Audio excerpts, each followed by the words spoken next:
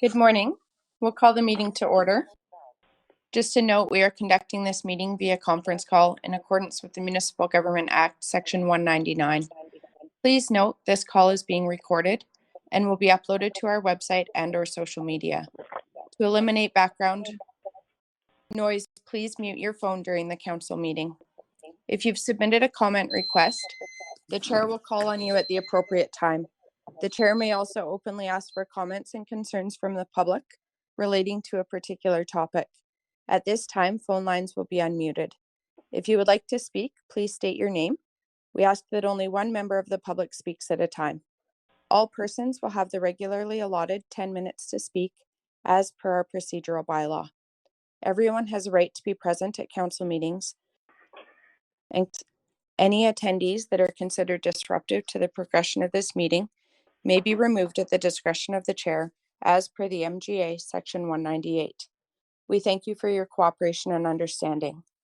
Additionally, our voting procedure will be modified for our teleconference meetings.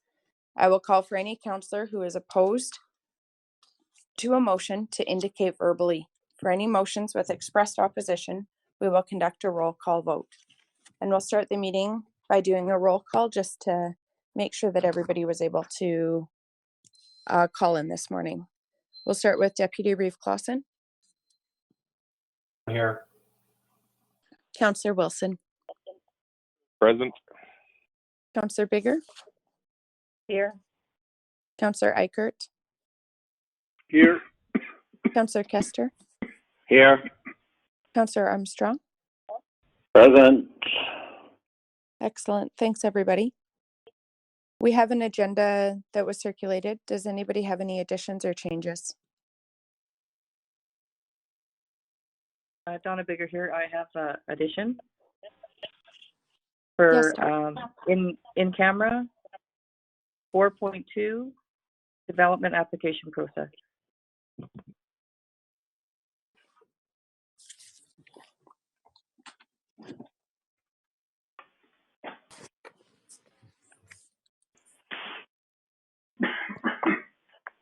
Okay, I have two additions under 2.2.1, Felician Lyons donation, and under 2.2.2, staff introduction.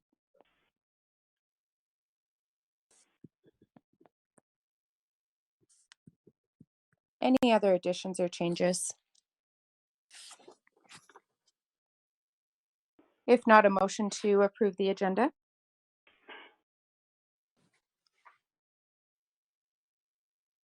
Move as amended. Councillor Wilson has moved. Any discussion?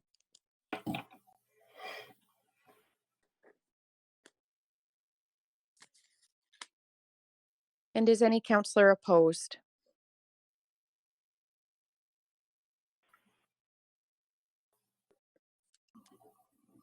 Hearing none, motion is carried. The minutes from the regular council meeting of May 5th were circulated. Does anybody see any errors or omissions?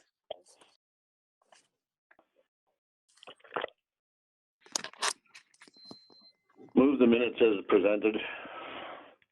Councillor Armstrong has moved the minutes of the council meeting of May 5th. Any discussion? Is any councillor opposed? Hearing none, the motion is carried. A motion for the public hearing minutes.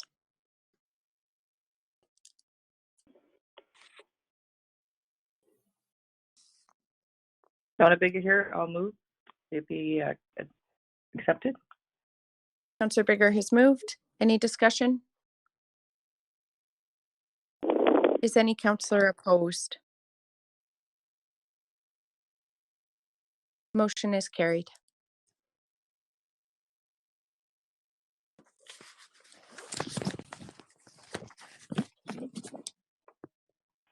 We will move to bylaw readings and public hearings.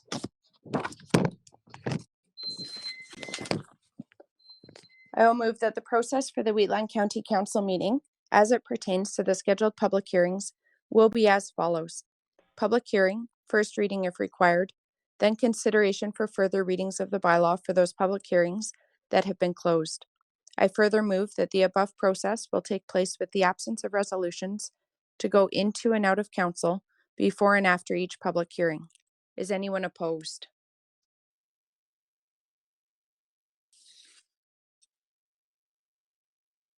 Hearing none, motion is carried. I'll call the public hearing for bylaw 2019-36 to order. Welcome, everybody. Does any member of the public have an objection to any councillor sitting on council for the public hearing? No.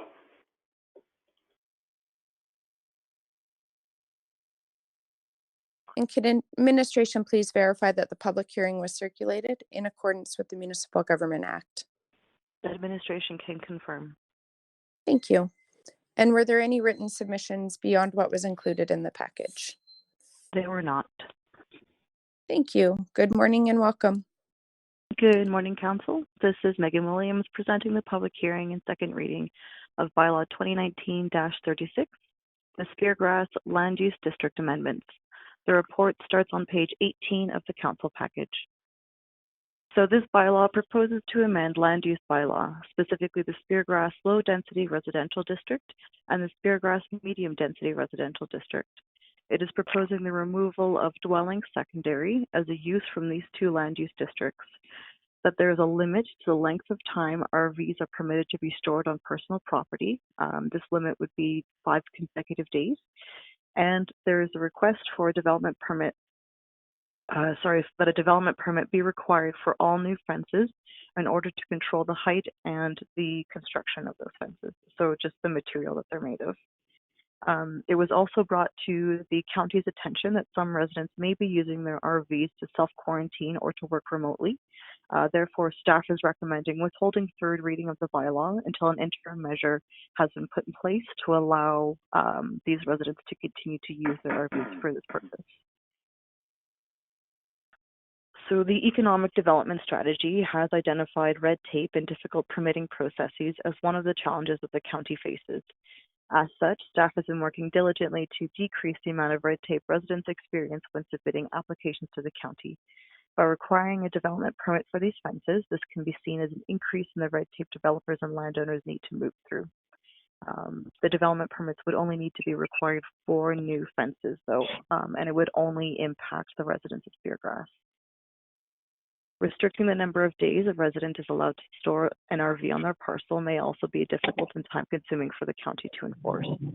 If an RV is found to be on a parcel for more than 5 consecutive days, staff need to go through the stop order enforcement process and apply for an injunction to the Queen's Bench Court before it could be removed. If an RV is on a parcel for more than 5 days, if an RV is on a parcel for 4 days, is removed and then is placed back on the parcel, the 5 days clock would reset.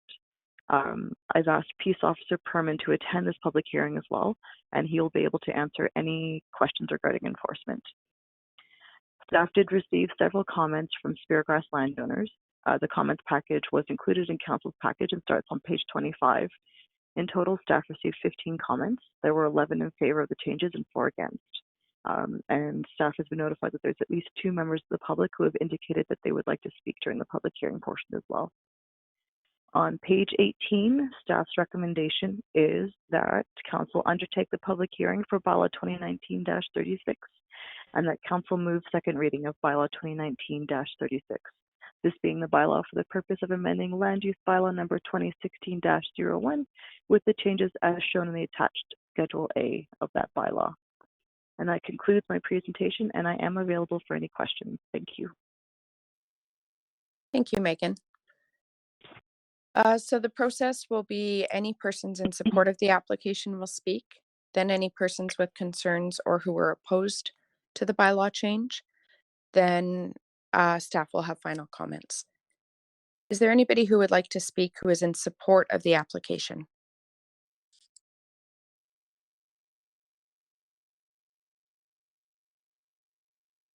Yes.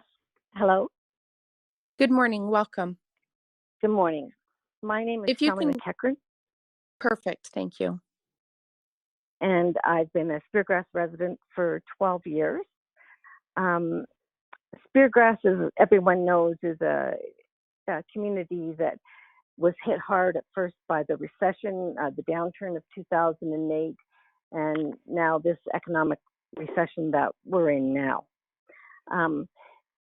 During that time between, I believe it was around 2010 or 11, Donna, you might know better, the developer of Speargrass, Jim Goodbrand, passed away. And since then, no one has, the land has gone into probate. It's just sitting here. There is no developer. So it's only us as residents that can put the controls on the land to keep our community looking well and be vibrant, so it doesn't start to become run down. And we are a golf community, and therefore that's why we had requested that RVs not be on the lot for longer than 5 consecutive days. And the reason being is because we have had some of the villas on Speargrass Boulevard rented, and they've had some really undesirable looking trailers just sitting there for a year at a time, not even moved. Some vehicles with campers that had flat tires just sitting there. That is the only reason that we put that in. As of right now, I don't know of any person and that has their RV that they're using to work out of quarantine. If there is one, there might only be one, because there's not any RVs on the driveways at this present time. Like, there might be 3, but some of them are just new. Some of them are coming back from a long weekend. There's only one up where Donna lives that's just kind of sat on the driveway the last couple of weeks. As far as the fencing goes, because we're in the country and we have all open spaces, we wanted to see the uniform, consistent design of having the corral fencing. And we did understand residents' concerns. If they had animals, then they put some chicken wire on the inside, or some residents, were allowed to put up a black chain link fence. And that was as per the developer, if they had small children and animals that they were concerned about. So we just wanted to restrict it to those 2 types of fencing materials instead of allowing wooden fences of different heights. And we just wanted to make the community look uniform. In respect to the secondary suites, because we are a golfing community, because many of us purchase these homes as executive homes, we want to not change the fabric of the community and allow people to have secondary suites, because then the community becomes more transient. And actually, we're trying to sell homes. We're not trying to rent homes.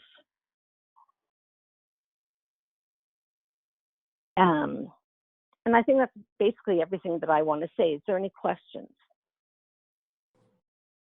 Any questions from council?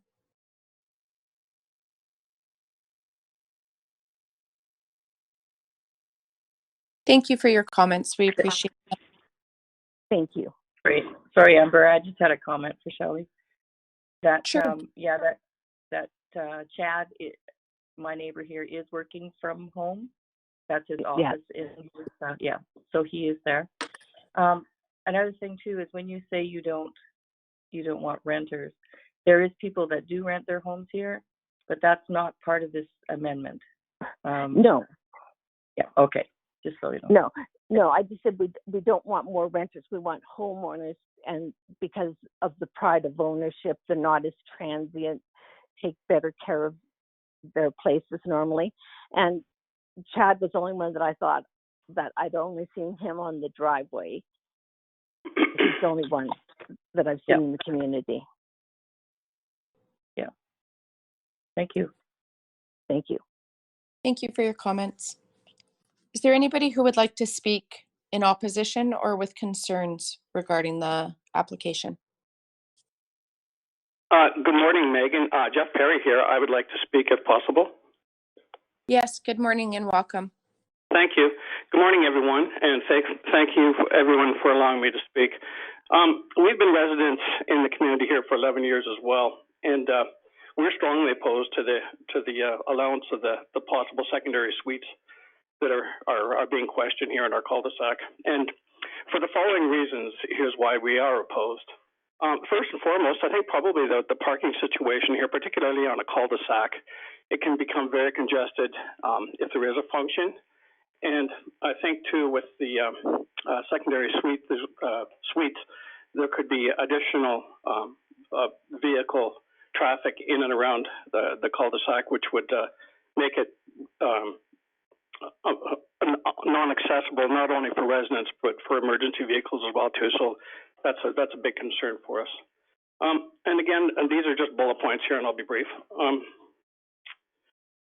Real estate values being compromised, and I would say that we purchased our property years ago based on Speargrass being an upscale golfing community, and I feel secondary suites would deeply tarnish Speargrass as such. There are 114 homes in the community, of which 108 residents are objecting to the application. With additional suites come additional people, of course, and with that comes increased noise levels and pets, which could be a problem as well here too. So those are briefly my concerns. If you have any questions, please feel free. Thank you for your comments. So just to clarify, the number that you referenced that are in opposition, they are not in opposition to this application for a land use bylaw change. That's for a separate development permit. Is my understanding correct? Yeah, they're opposed to the secondary suite bylaw approval. Okay, thank you. Any questions from council? So, excuse me. Can I just clarify what Jeff said? Sure. What he was saying is that we did not want secondary suites. Right, so you would be supportive of the land use bylaw Right. changes that are being proposed. Okay, thank you. Yeah, Thank you. thank you. It's good to clarify that. Any questions from council?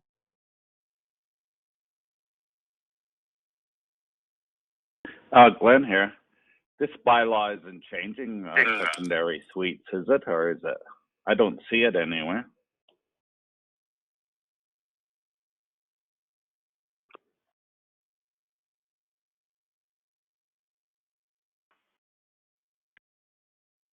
I'm sorry, Glenn, Hello, is that a question for myself?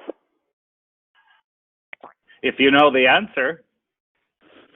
Well, I believe that's why we're having the conversation. Is that I think Speargrass was rezoned as to a medium density residential district regarding secondary suites years ago, and the intent here now is to disallow secondary suites. Does that answer your question, Glenn? Yep, that does. Thank you. So you'll see, and staff, please explain this if you can do it better than I can. I believe it's on page 23 and 24. You will see just secondary suites are no longer included under discretionary uses, whereas in our current land use bylaw, they are included as discretionary uses. Megan, is that the best way to explain it? that is correct. Through the chair, this is Megan speaking. Normally when we present bylaws, they have the redlining, and I can see it's not on here right now, but under discretionary uses for 9.19 and 9.21, you can see an empty space. That would have been where the dwelling secondary suite was.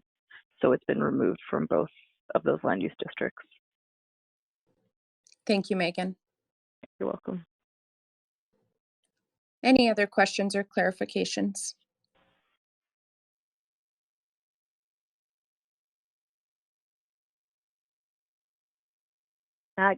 May I make another point regarding the RVs? I believe council would have to agree to hear from a person again. Is that correct, Brian?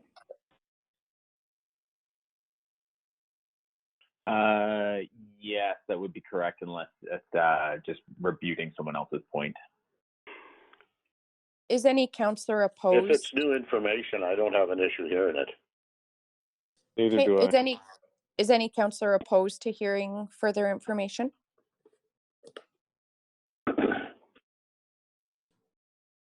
Yes, please go ahead. Thank you.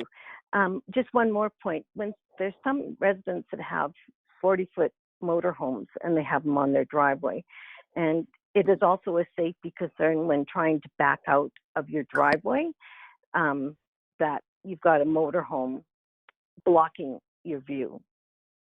And now we do have more small children in the neighborhood, so I just wanted to raise that issue. Thank you for your comment. Thank you for allowing me to. Any other questions from council?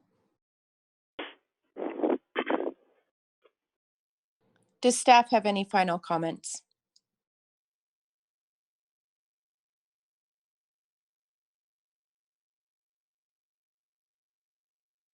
I'd like to thank everybody for attending the public hearing. I will close the public hearing for bylaw 2019-36 and open it up for council's consideration of second reading.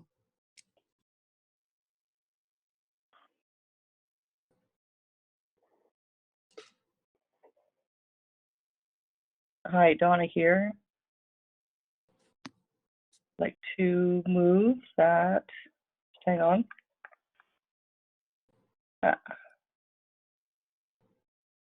That council moves second reading of bylaw 2019-36. This being the bylaw for the purpose of amending the land use bylaw 2016-01 with the changes as shown on the attached Schedule A. Council discussion.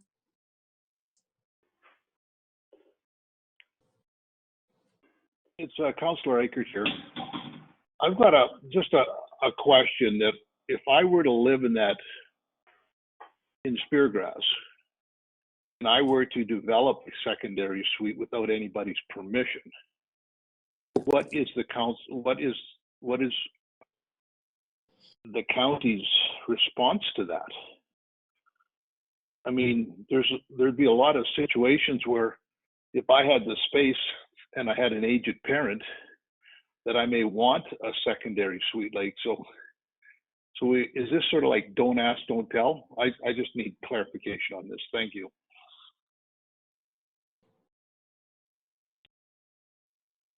Hello again, it's Megan. Let me just pull up the land use bylaw definition for secondary suites. I can read it to you.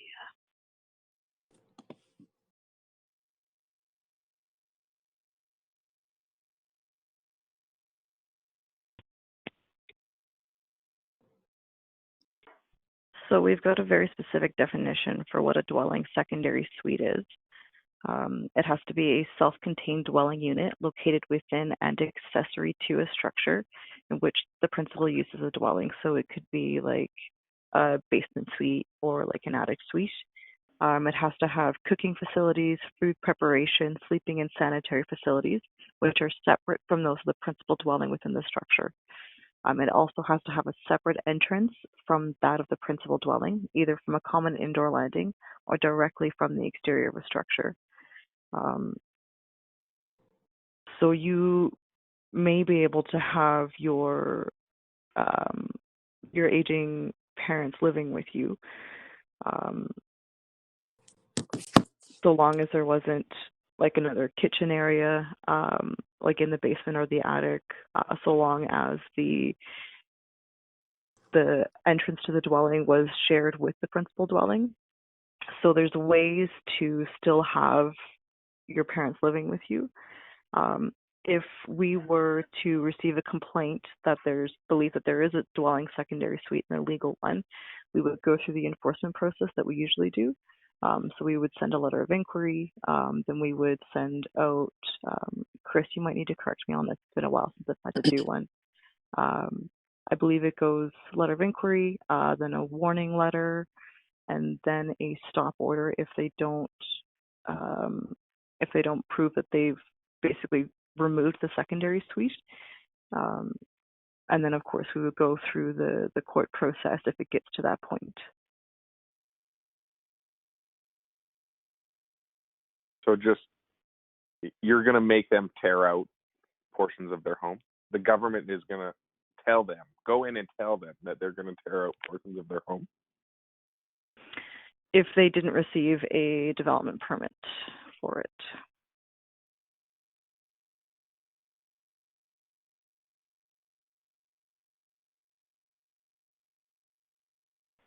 Councilor Eichert here again. So that the decision on whether a secondary suite or is not a secondary suite is if it's got a stove in it, basically. So if I just go ahead and build the secondary suite, and then county's going to come along, we're going to spend all this time, we're going to hassle a resident, and at the end of the day, if they pull the stove out, then it's just another space. Is that correct?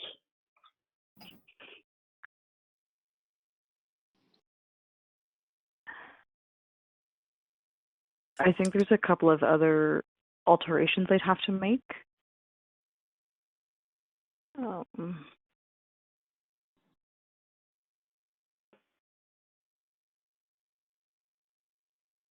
I don't know if just pulling, pardon me, I don't know if just pulling the stove out would be sufficient.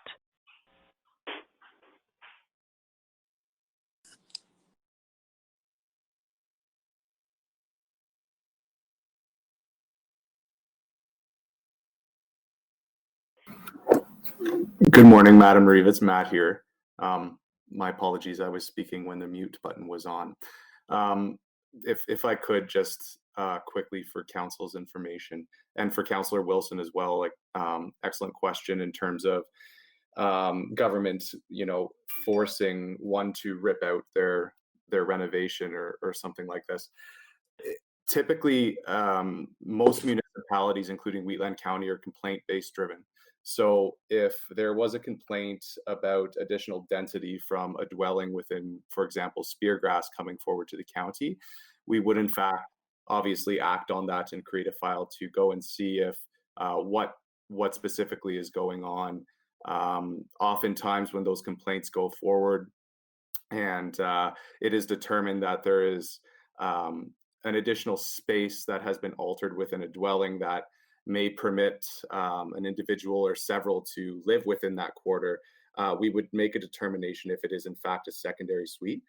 And typically, the chances are one will not have to rip something out or make additional investments to alter that.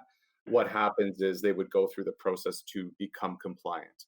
So land use bylaws are made in essence to ensure that it is easy to become compliant in accordance with the bylaws. So, it's not in terms of the long hand of the law coming in to ensure that, the property is built back to normal or what have you.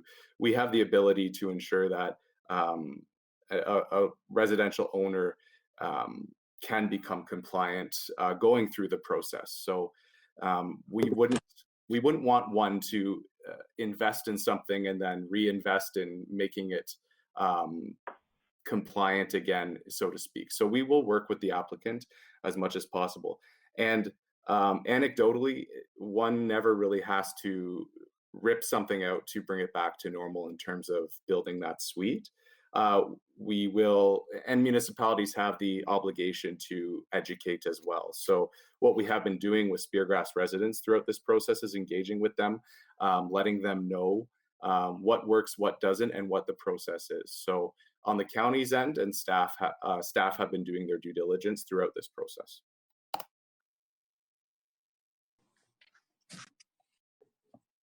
Hello, Glenn here. I have a comment. If I was to build a house in Speargrass and it had a walkout basement, I am darn sure I would have a full kitchen in there. I'd have a sink, a stove, microwave, oven, barbecue downstairs. I would entertain down there. Probably have a bathroom down there. That qualifies as a secondary suite. If we're concerned about the densities and people moving in, I think there's got to be a better way than outlawing a stove in your basement. We can have people move into a house and they can share the kitchen upstairs. I mean, it's more density. I don't know, but I'm not really in favor of telling people what they can't and can't build in their home because somebody else perceives it. Somebody else could move in. Somebody else could move in without a stove in there. I agree with maybe Jason here. I want to build a stove and I put it in there, and then government comes and tells me to tear it out. I have a hard time with that. Yeah, and just to further that point, I mean, we're especially right now, we're looking at the meat packaging facilities and the people that work there. They're communal living. There's 15 people in a house without a secondary suite. They're running 5 cars without a secondary suite. This isn't going to stop poor living conditions or increase traffic. This is just restricting the freedoms of the individual's house and what they do with their property. I mean, this is we're barking up the wrong tree.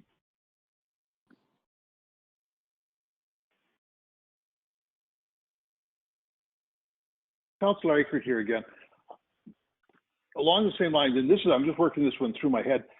With this bylaw, I believe it now is not possible to get a secondary suite in Speargrass. So that means if we want people to develop properly, where there'd be inspections on the construction of it and all that kind of stuff, this would be the last thing you'd want to do, because if I'm told I can't have a secondary suite in my house, and I need a secondary suite in my house for a relative to move in or whatever the case may be, well, then I'm just going to go ahead and do it and hope I don't get caught. And I don't know if that's what we're setting out to do here. Do we want to turn everybody into criminals?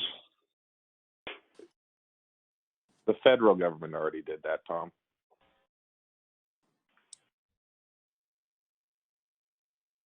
Through the chair, this is Megan again.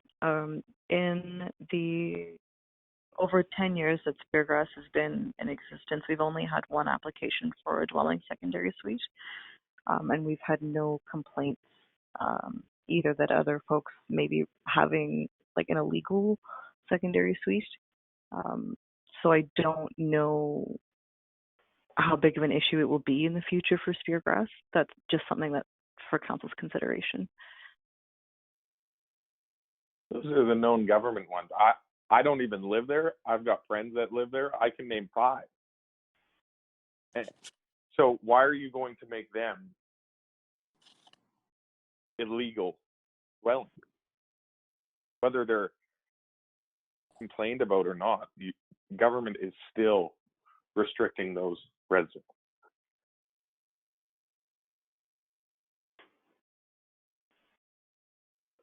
Can I make a comment? It would be at council's discretion.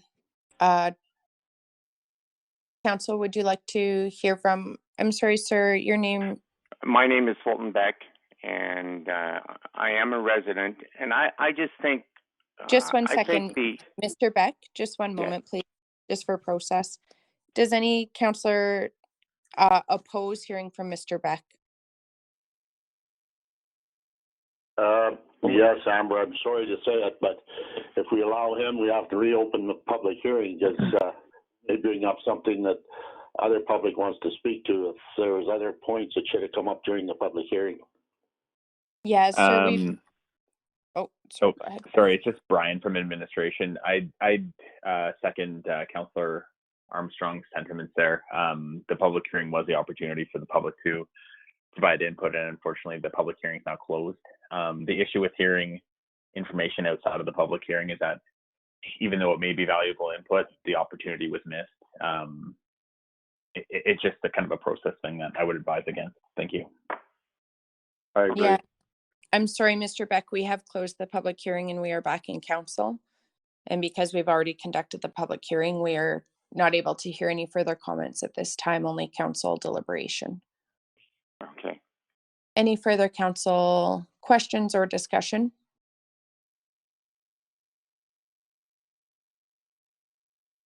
It's Donna Bigger here. So I guess in some people's eyes, I may have a secondary suite, but I was okayed as a basement development. So my daughter lives upstairs. We have, and I sleep down here. I have a kitchen with a microwave. I don't have a stove. I use Amanda's stove. We live together, but I stay here. I sleep here, and she sleeps upstairs. My basement is developed. I got all the safety codes that were allowed. We don't have separate entrances or anything, but I do have a developed basement. But I did go through all the codes, and it was approved and inspected, and there's no problem with that. I travel a lot in the winter, and so Amanda looks after my basement, and like we are together, but we have an upstairs and a downstairs. And I can see a lot of people that would do that if they had a ailing parent or in my situation. I'm not ailing, but it'd be about the same kind of idea. I don't think we're restricting that. Well, I appreciate that, Donna. I know individuals like younger families and singles like myself that live in Speargrass that have the exact same, but they don't use the shared entrance. They use the walkout basement. So just by changing your entry, that's going to change whether it's a sorry, I'm pacing, so I don't have my computer right on me. Shit, we're just close it. Anyways, what we're arguing about, I just shut my computer down on accident, so like I just disagree with, because if you use your walkout basement, Donna, rather than your upstairs, that's your own entrance. It has the means of a different entrance, and that's why between that and the kitchen, I mean, we're restricting it pretty heavily.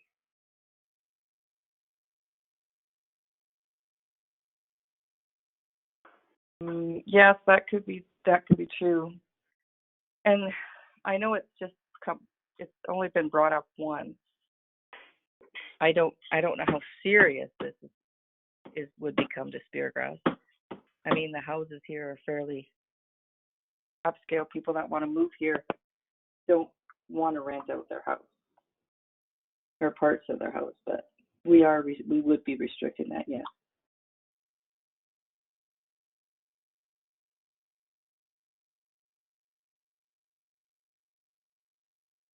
Any other council discussion?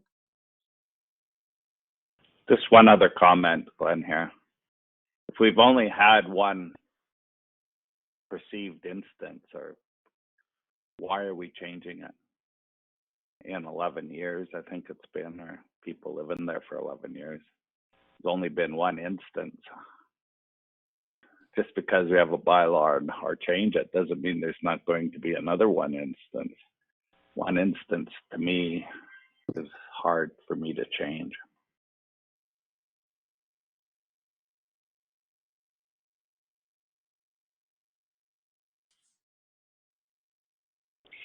I have a question though to staff.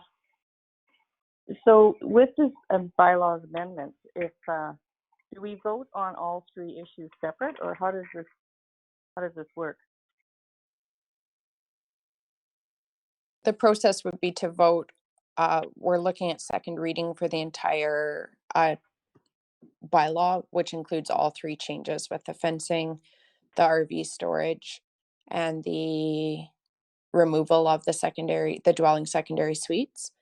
But we have in the past directed administration to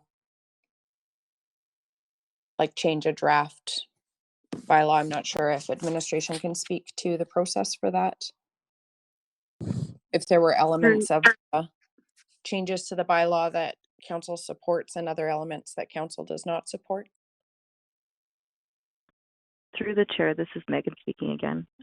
What the next step would be to move amendments to this bylaw 2019-36.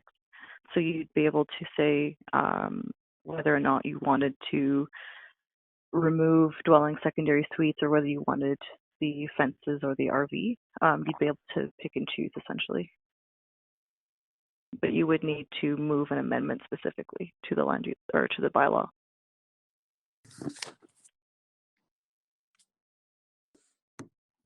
Councillor Eichert here. Can I clarification?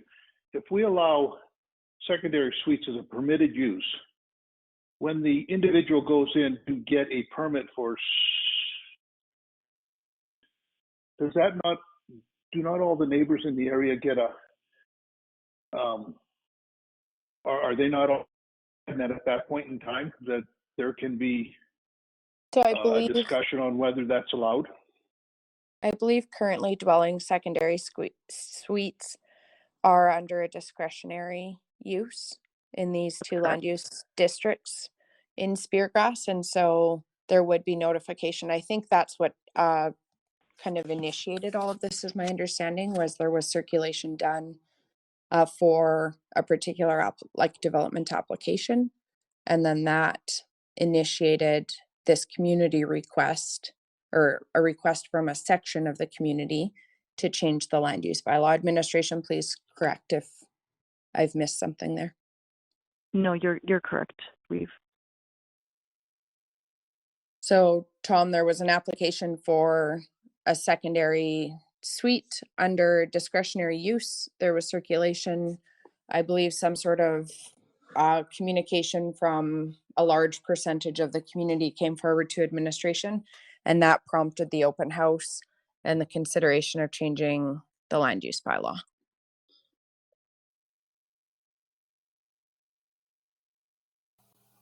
Hi, Clausen here. I think it came to MPC actually, and we declined the individual one, and that spurred this whole thing, if I remember right.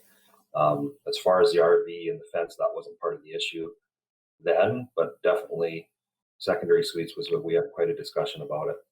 And the public of the time definitely did not want that to happen in that area.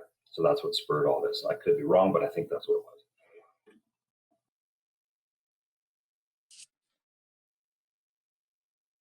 I do believe that the majority of the public right now don't want secondary suites also at this time. Through the chair, this is administration, Megan again. I wanted to point out as well, one of the questions that we received was when the amendment had been made to include dwelling secondary suites. And so we've done a little bit of digging, and we found that the original land uses for the Speargrass area did not include dwelling secondary suites. And I believe, I'd have to look through, I included it in the comment package. July 16th of 2012, it was added. Yes, on thank page you. 35 of the package. Thank you, Reeve. Yeah, so we did include the use after the development had all been approved.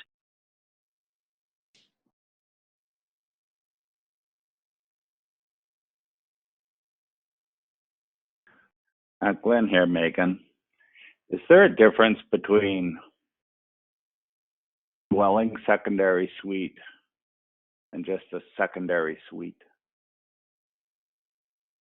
I'm just curious, I think there's a lot of walkout basements in Speargrass, and I'm thinking there's a lot of them have kitchen facilities and bathroom facilities just because That's where their barbecues are and stuff. But having somebody living in there is the issue. So is there a difference to have the discretionary somebody a dwelling, secondary suite? Or if we pass this bylaw, is we going to make it extremely difficult for somebody to develop their basement into what they want to have?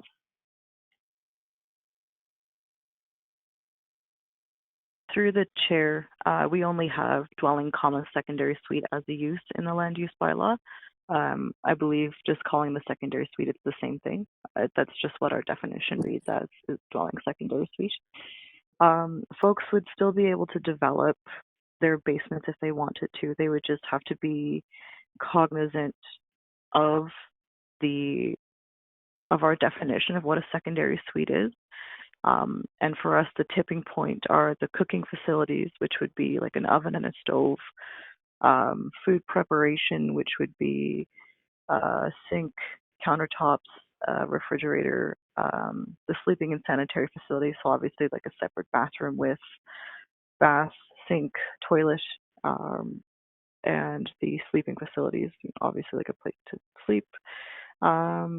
And then the separate entrance is also another tipping point. So if there is the walkout basement, and it's got its own, it has all of the other bits and pieces in the definition, then we would have to have a discussion of whether it was a dwelling secondary suite. From what I understand, quite a few of the walkout basements, that I've seen personally, they don't have a refrigerator. They don't usually have an oven either. But again, it's kind of,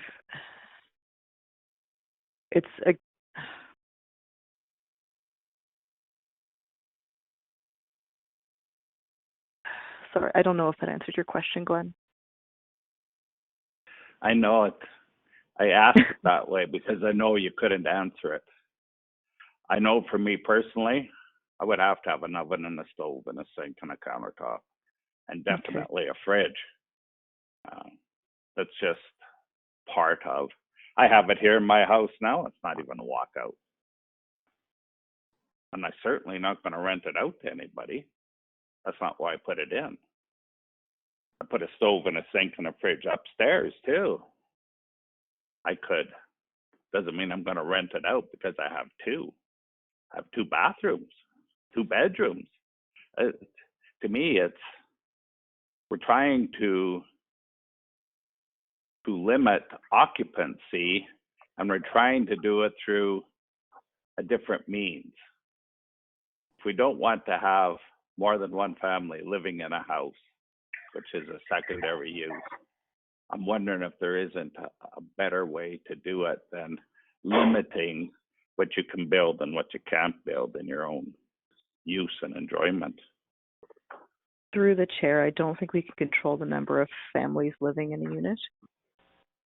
That's above and beyond what the land use bylaw controls. I know it's kind of hard to wrap your head around that we're permitting and controlling secondary suites and primary dwellings, but the number of people living inside of a building is out of our jurisdiction to control.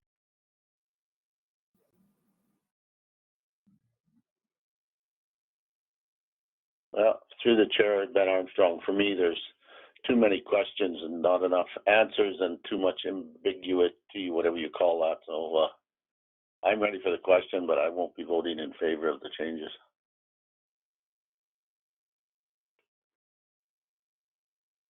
So personally, this is Amber. I would like to hear from Donna. I'm just mindful that we are elected to represent. I understand from the correspondence in the package that we have a number of ratepayers in this community that do support the changes. I also appreciate some of the comments about limiting the use. My personal preference would be to leave the dwelling secondary suites as a discretionary use. That would give, in exceptional circumstances, the ability for people to apply for it, for the community to provide feedback. I would prefer to see it that way personally. I'm not sure. I'd like to hear from Donna representing the community. And then I just want to be mindful that we're also considering the changes to the integration of the considerations around fencing, as well as the RV storage. I do have some concerns. I agree with some of the concerns that were outlined by our peace officers about enforceability. I think that would be challenging because peace officers may see an RV parked every day for 5 days, but we don't know if it was gone overnight during that time. I think that could open up a whole bunch of enforcement challenges. The fencing, I'm a little bit more supportive. My understanding is that by integrating it into the land use bylaw, it just allows some enforcement around that, whereas previously it was just in the community. Dial on yourself. So Donna, I'm not sure. I know you're hearing a lot from your ratepayers on this. Yes, Amber. I understand what they're trying to get at is they don't want to change the look of Speargrass. How it. I do agree that if you rent it out, had second dwellings, the parking is an issue because the driveways are long. But if there was let's say a couple, or a young family that was in a secondary suite, they have 2 vehicles. One would actually have to park out on the cul-de-sac because, you'd have one in front of the other on the driveway. That would probably cause some problems. Because there hasn't been too many secondary suites, it's not a huge concern, I guess, in my eyes. But I mean, I do worry that like Goodbrand is gone, and that there isn't anyone actually watching Speargrass to make sure it does still uphold its value. If it's discretionary use, yes, we would be able to have our opinions. But the problem was too, when it did come out as discretionary use, there wasn't very many neighbors that were informed. It was just the 2 beside them. I think it needs to be brought out further for the notice of the development permit. If that could be changed, that would help. And then keep it as discretionary. It's still a heads up. And I guess it was brought up to the public for the fact that it was opposed by a petition. So going around and getting names every time the secondary, I pictured a petition going around every time some changes came around Speargrass for secondary suites, and I didn't want to see that either. But you do it. The council has good points. One more bylaw makes a whole bunch more rules, which a whole bunch of us trying to control too much. So I understand council's dilemmas too. So maybe if the discretionary use stayed on the secondary suites, if more people were informed, I don't know how that would look or how far out you can go, or maybe it's all residents of Speargrass. That would help. But I do want to keep the fencing. I just think a wood fence would just not fit in at all out here. And the RV parking, it was a problem. There was one problem, and I don't see it being a problem in other. It's a complaint-driven thing too, right? I think it's.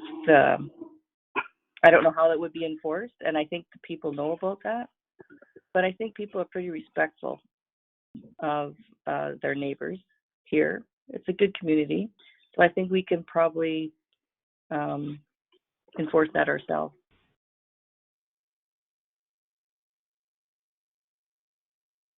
And that's about all the issues that I have concerns with.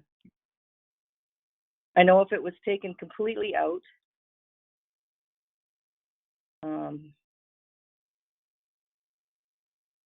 it could cause problems with the family members. But if it's discretionary, at least the residents still have a say. Thanks. Can administration go ahead, Tom? Sorry, Amber. Councilor Eichert. Question to Donna. Fencing, is that not an architectural control? Like, is that not, like, I'm just really worried about where we're going down this path here, that when you bought into the community, there were certain things you could and could not do. There are certain sidings you could and could not use, roof coverings, et cetera, et cetera. Fencing would have been covered under that.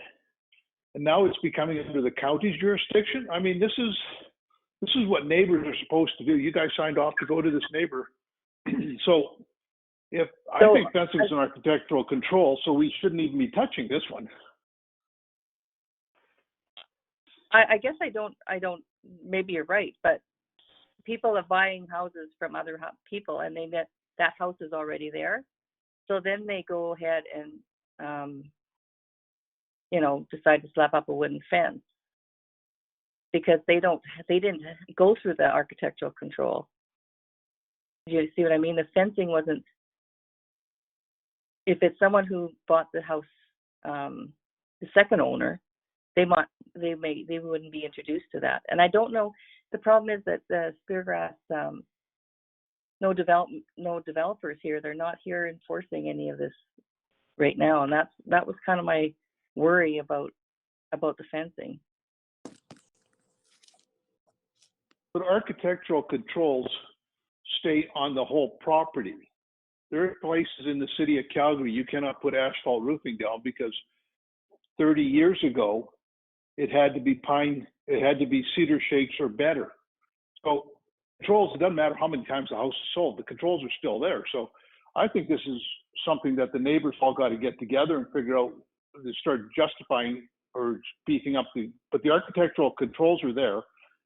And if they want to change it, that's up to them to change it. I don't think it's the county's responsibility to get involved in this.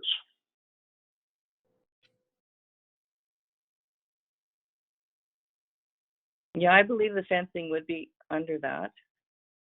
And so far, no one has put up a wood fence. That was just kind of one of the concerns that came up at that open house.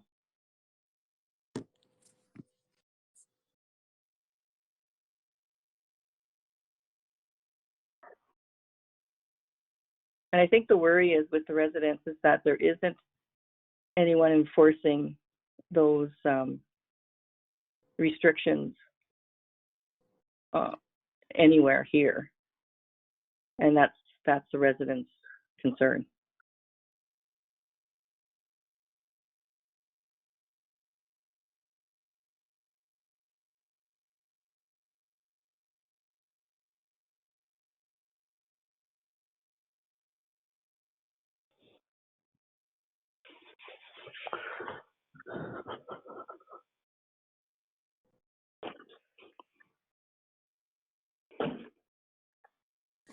Further council discussion.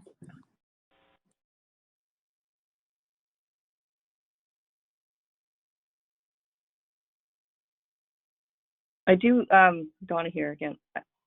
So as soon as we put up a bylaw though about fencing, I wonder if the residents realize that there will be a fee to that, where now they can put up their fence the proper way, but if they're just going to put up a proper fence, now they still do have to get a permit now in order for us to enforce it. Am I right?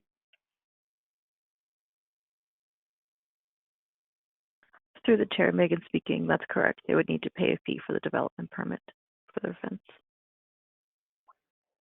And Megan, I'm just looking at our current land use bylaw. It does speak to fencing in hamlets. Can you remind me where?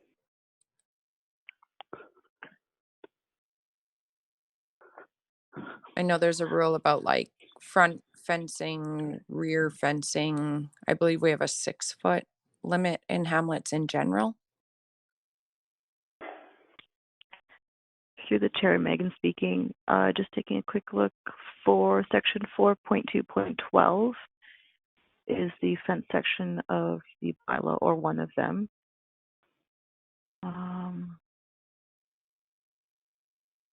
I believe this Yes. is it's the exemptions for development permits, and so it says anything. Yeah, on bottom of page 35, I see it. Yeah. Thank you. Yeah, no worries. Hi, Scott here. We kind of have the same problem with another area of the county too, with these HOAs and the things like that, where these are they a hamlet, are they not? I think we got to have some more work done on this before we move forward. Some of these questions that Donna has, I think, could be maybe an HOA responsibility, developer responsibility. Like Tom said, there is architectural controls that are in play that we may not necessarily need a bylaw to enforce them. So I'd like to almost, if we could pause this and get some more education before we move forward, because I think we might be muddling things up. I don't know if that's at all possible.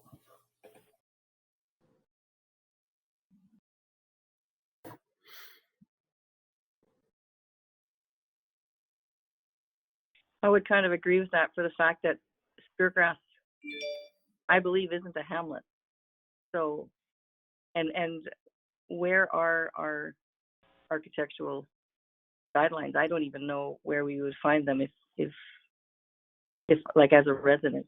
I don't know. I'm a second homeowner. The house was well, I'm not a second homeowner, but it was already built.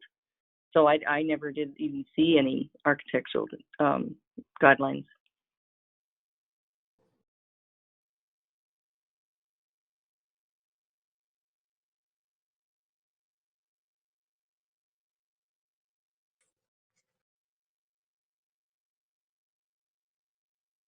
So it sounds like there's some preference for holding off on second reading.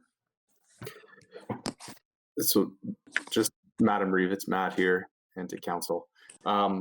Just to assist in maybe providing direction and really trying to understand the conversation, because there's been some excellent points throughout and from the public as well. If we are looking to perhaps table this and move forward with more review of perhaps the definition,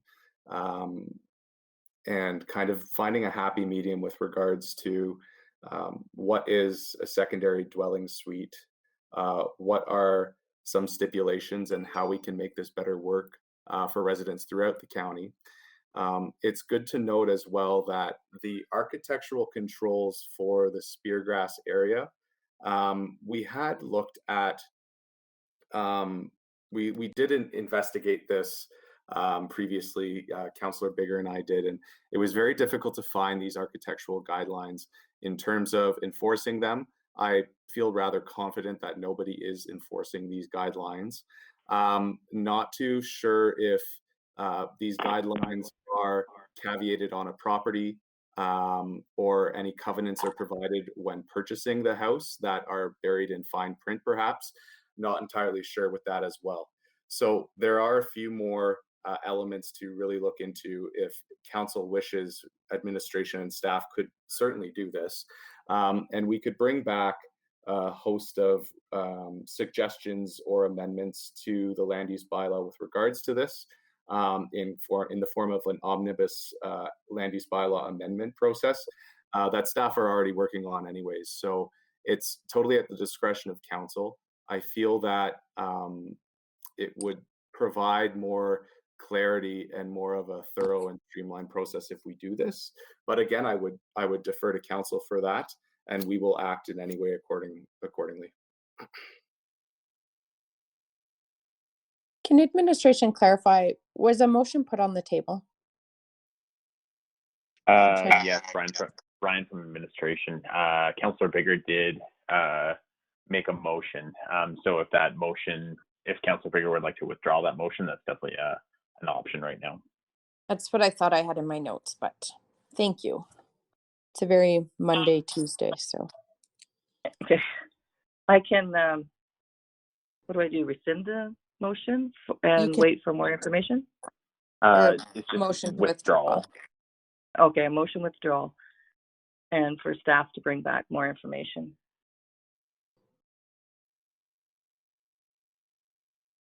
Is that all you need, Brian? I support that because I don't want to kill this completely, or I'd like to get more information because I think we want to do this right and make sure that we encapsulate. I think there's some other problems there that we might be able to clarify that are in a different way, or clarify the path for the right answers for people as well. So I don't want to kill this. I'd like to just kind of pause it and get some more information.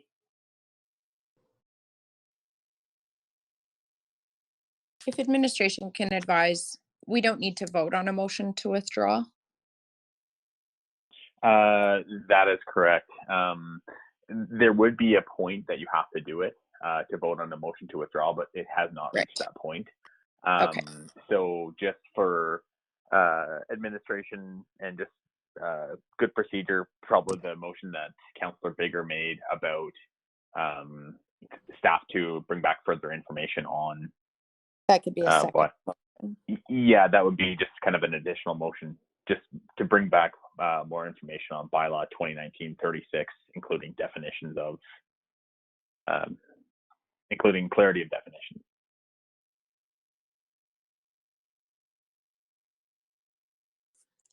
So Donna, if you could just break that out. So your first motion would be to withdraw your original motion. We don't need to vote on that. And then you could make a second motion referring this back to staff and requesting more information, and then we can vote on that. Oh, okay. I thought I already did that. So I move to withdraw the second reading, 2019, or my motion to move the second reading of bylaw 2019-36. I will make a motion for staff to come back for more information concerning this bylaw. Council discussion.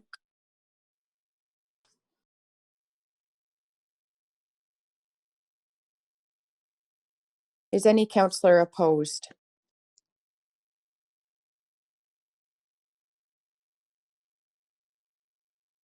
Motion is carried.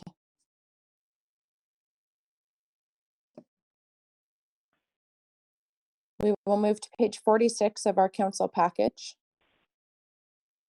Bylaw 2019-33, Wheatland Kneehill IDP.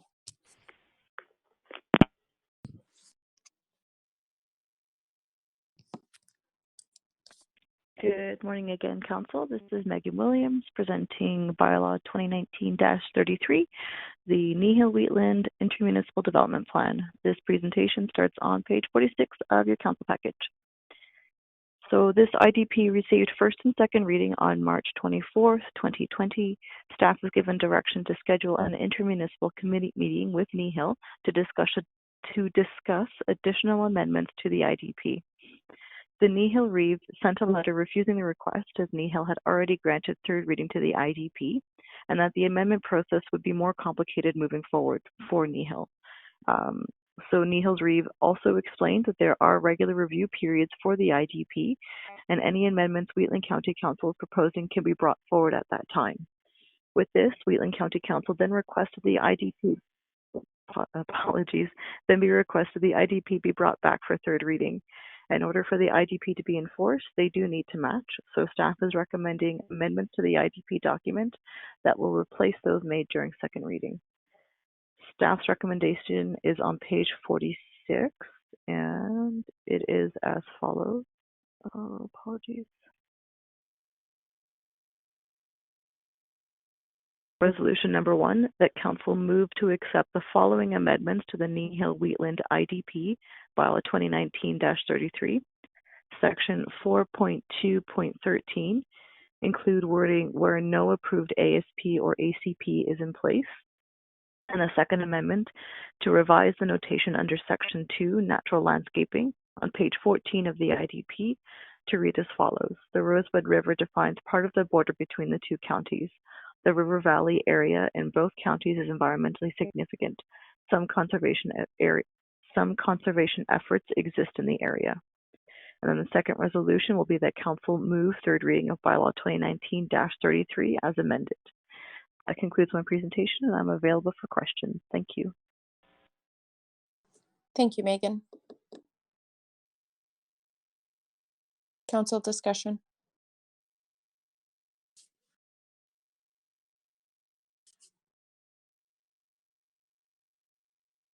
Glenn here. I know I said it last meeting. I'll say it again. This is a collaboration bylaw. It's just what it is, to collaborate. And all we were asking for was to collaborate. Kneehill County knowingly did second and third reading, knowing that our public hearing was still open. And now they don't want to change anything because they've already done theirs. I can understand. I won't say that part. It just, to me, is just because they did it, they don't want to do it. Fine, accept it, be done with it. To me, it's, I don't like being treated like that. And I'm not 100% sure how I'm even going to vote on this.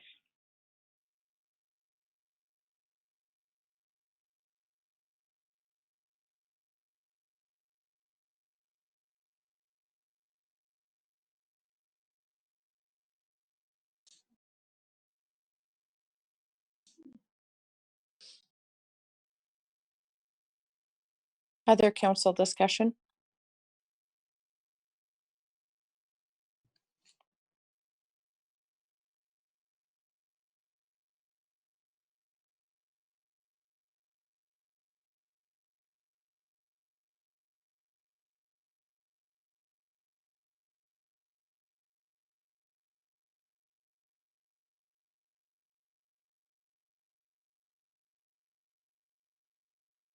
Council's wishes.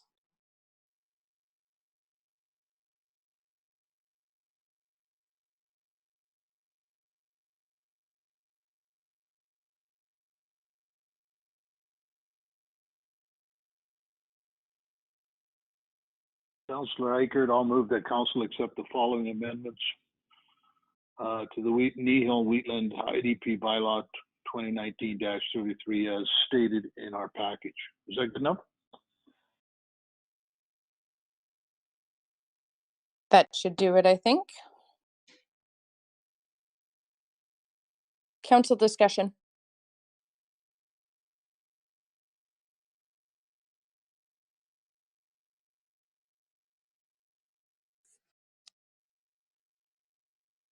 Is any councillor opposed? I'm opposed.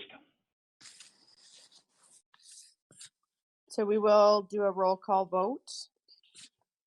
Can you hear me? I can now, Ben. I couldn't before.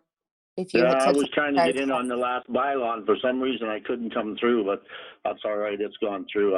But I tend to agree with Glenn. I'm not sure which way to go on this, but I think because it is a living document, I don't have a problem moving ahead with it. and that's my thinking as well. I think we have some feedback that we need to work to try and integrate into the document. And I know our administration has assured us that they will continue to work with Kneehill administration. And as those reviews take place, I hope that that feedback will be taken into consideration. That's my personal thoughts on it as well. I do think it's an important document, and it's unfortunate that all of the feedback from our public hearing isn't able to be, well, it is able to be considered, but that Kneehill proceeded with third reading prior to that being completed on our side. So Ben, we did have some opposition, so we're just going to do a roll call vote. Reeve Link will vote in favor. Deputy Reeve Clausen. In favor. Councillor Wilson. In favor. Councillor Bigger. In favor. Councillor Eichert. In favor. Councillor Kester, Opposed. Councillor Armstrong, Yeah, I'm holding my nose, but I'll vote in favor. motion is carried. There's a second resolution for third reading as amended. Scott here, I'll move third reading as amended. Deputy Reeve Clausen has moved. Any discussion? Just one comment. I don't want to belabor it. It's a living document and it's supposed to be able to make amendments. There sure seems to be a lot of reluctance to make an amendment.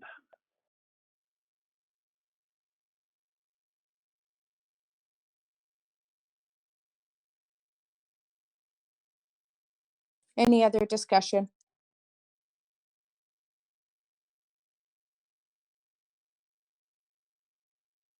Is any councillor opposed? Opposed. We'll do a roll call vote. Reeve Link in favor. Deputy Reeve Clausen. In favor. Councillor Wilson. In favor. Councillor Bigger.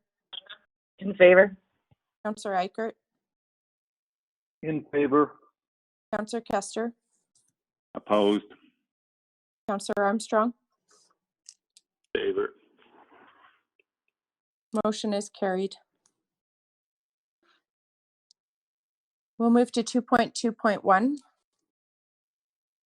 Wheatland County received notification that Glacian's Lions Club has generously donated, made a donation for the cost of 2 benches in the Glacian Cemetery.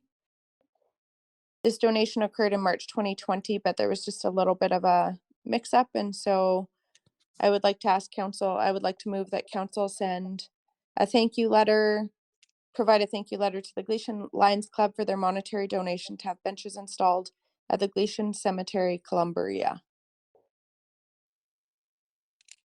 Council discussion.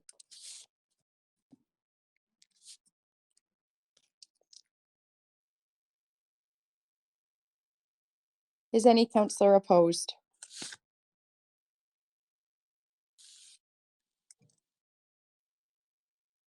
Motion is carried. And our CAO has a new staff introduction. Yes, good morning, Council. So after the posting of the General Manager of Corporate and Financial Services, that position did close last month, and we did some interviews over, just remote interviews over Teams. So we are very happy to announce that we did hire Tracy Buteau. So she's going to just do a brief introduction for Council, and she'll be kind of in Council meetings moving forward, presenting all the information on corporate and financial services. Go ahead, Tracy. Thank you, Brian. Good morning, Reeve Lincoln Council. My name is Tracy Buteau, and I look forward to meeting each of you in person and working with you. I want to thank your CAO, general managers, and all staff for being so helpful and providing me with such a warm welcome last week. Just a little bit about myself. I have worked in the municipal world as a director of corporate services for the past 14 years and have had 12 different function areas such as finance, IT, and assessment report directly to me. I was also interim CAO at the City of Chestermere 6 months prior to the last election. I will certainly use my previous experience to bring value to Wheatland County. And again, I look forward to working with council and staff. And I just want you to know how excited I am to be here. Thank you. Thank you and welcome. We're excited to have you here. Thank you. We'll move to 2.31, appointment of fire guardian, on page 96 of our package. Yes, good morning, Council. Brian from Administration. So annually, we do appoint various fire guardians for just various different areas throughout the county. We did do this, however, we kind of just omitted the Hazara Fire Department. So this resolution is just to appoint Mike Hager as a fire guardian for that area. So what we have done as well, as I believe I did mention this during previous council meetings, is that we went to an electronic fire permitting process, and this allows any fire guardian to approve a fire permit electronically, which has really brought a lot of efficiencies already to that department. Thank you. Thank you. Council's wishes. I'll move the recommendation of staff. Councillor Armstrong has moved. Any discussion?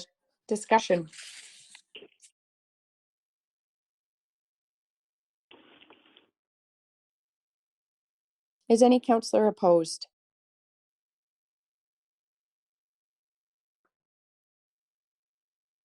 Motion is carried. Move to 2.32, the mercantile overview, WC Mercantile. Hi, good morning, Council. It's Matt from administration. The WC Mercantile overview on, I believe, page 97 of your agenda package is just in response to a great suggestion that Councillor Eichert put forward to administration with regards to how to incorporate marketing of various industries or businesses into our WC brand that was recently launched last year in 2019. So this is just a real high-level overview of what we've been doing as part of our economic strategy and rolling that out. And the WC Mercantile, as you see in your agenda package, is really a sub-brand of the WC and its online directories and initiative messaging that really helps promote specific industries within our value chain network and our economic development value chain network in the county.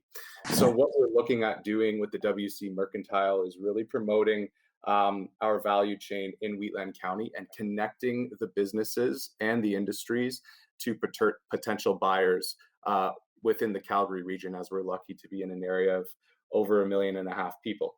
So what we're doing is, under the WC brand, is really connecting and networking with our industries and our businesses.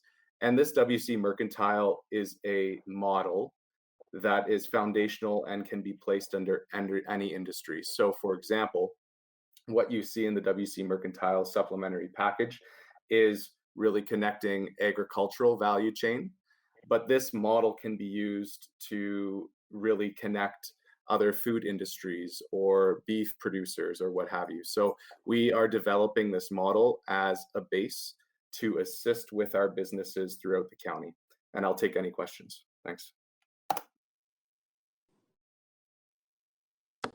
Any questions from council or discussion? Matt, I've got, thank you very much and I thank you for responding to my query, because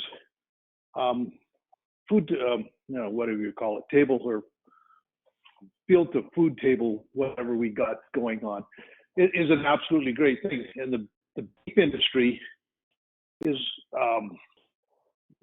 being able to supply beef and everything. My question is, and I think this is going to go to the rest of council, is what I don't know what the legislation is involved. If I were to get involved in this, and I were to slaughter beef and sell it to the public, there has to be inspections done. Now, is it all federal? Is it all provincial? And if it is, can we somehow train up people so that they don't have to have an actual inspector on site in order to prepare food to sell to the public, like to offer beef cuts to the public and that kind of stuff? So my idea is it is federal. So how do we get around that? Like, is there some way to get around that? If it's federal, then there's no way that we lobbying on behalf of me phoning Martin Shields is going to do any good. So how do we get around that? So my idea is actually dead in the water before we even get started for selling beef, unless you can figure out some way to do this. So this is, I guess you guys are going to have to figure out how we implement something like this if you have to have federal oversight to sell something local. So through the Reeve, just the council. So this model, so the WC Mercantile is basically a initiative, a marketing initiative for existing businesses. But we can talk about a business that wants to open, and that is involving the whole process, the whole development services process of working with planners, development officers, through to finalizing planning applications, approvals, and development permits into the business owner becoming operational. And in the back end, if that business owner, depending on the industry that they're looking to establish, in the back end, they must seek those approvals elsewhere. So similar to, I guess, the cannabis industry, right? As council's aware, there's a myriad of approvals through Health Canada, through upper levels of government that they must seek and get before working with the municipality on our end with our approvals. So it's quite a jurisdictional challenge, but the WC Mercantile, its purpose isn't to really kind of go through the federal approvals process, but as a part of our economic development strategy, we seek to try to eliminate red tape at the municipal level. So I guess as a potential business owner, let's say for a slaughterhouse for beef or what have you, we will certainly assist in terms of providing direction as to where that individual needs to go for approvals. So obviously they need to get some federal through health authorities and to kind of get that in place. But the Mercantile is that model just to kind of connect the value chain from industries and specific businesses in Wheatland County to the rest of our region. So I hope I answered. I mean, is rather indirect and speaks to the process, but that's really what the Mercantile is about. And really, as staff, we are here to assist and direct as to where a business or an applicant needs to go to seek approvals.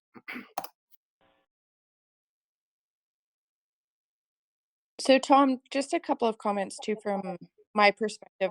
The Saskatchewan model that I think your idea came from is basically just a registry. So I don't think your idea needs to be dead in the water, because I know we have producers in the area that are doing direct beef sales. And I think there could be a potential to still use like licensed processors. We don't need to get involved in that piece, but we could be, like our economic development department could be a liaison between our producers that are doing farm direct beef and consumers that are looking to purchase beef in that way versus through like a commercial grocery store, that type of thing. So I don't know. That's just for consideration.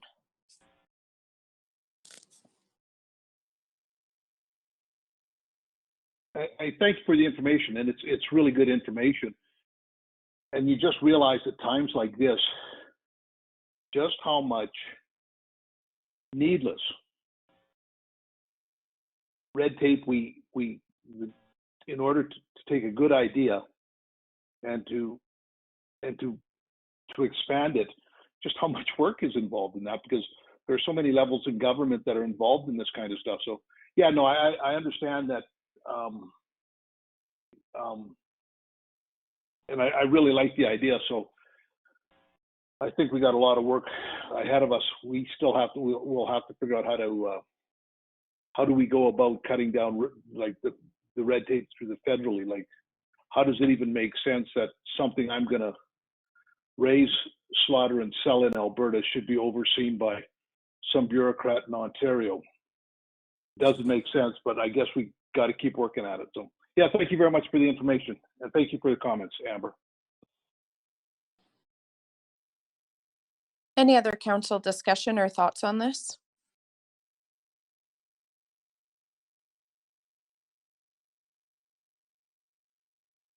I just had a thing, the Mercantile thing, just the name itself. I know there's a business in Wheatland County that kind of has the same name, so I just don't want to confuse that as well.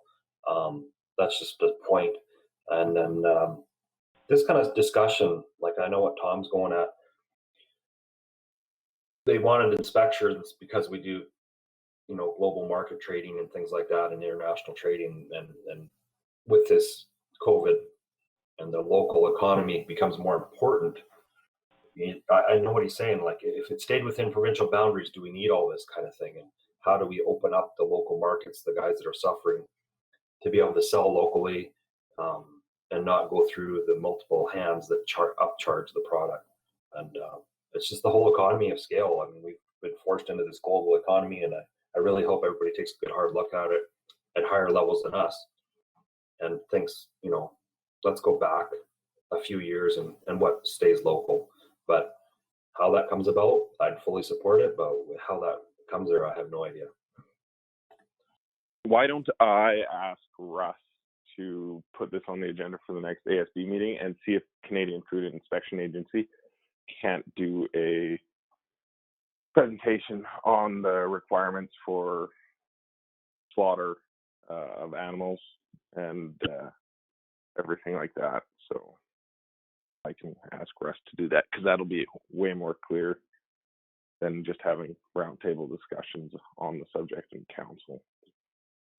Yeah, that's a good idea.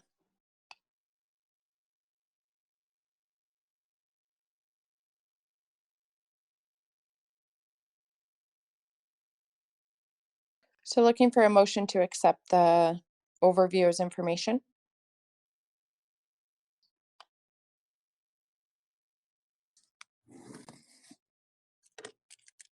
Councillor Eichert will so move for information. Any further discussion?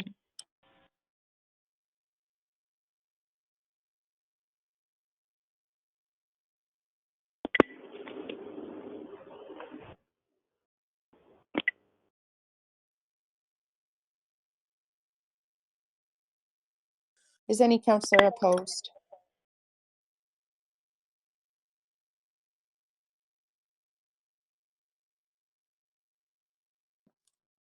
Motion is carried.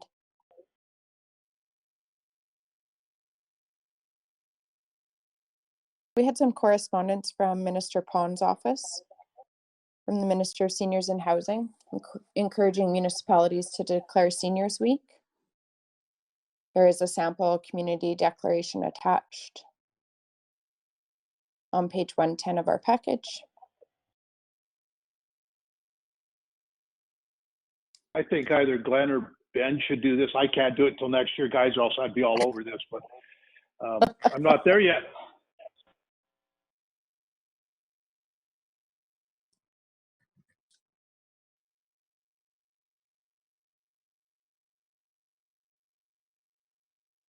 I'll make the motion that we accept it. And we should have a little bit more respect of our seniors here, Tom. You should be paving the way for your smooth transition when your time comes. So that's why I gave you the honor, Glenn. I took it. Thank you very much, Tom. So just for clarity, Councillor Kester, is the motion to just accept as information or to declare Seniors Week June 1st to 7th? Both. Both? I Perfect. think we always have in the past. Wonderful. Any council discussion?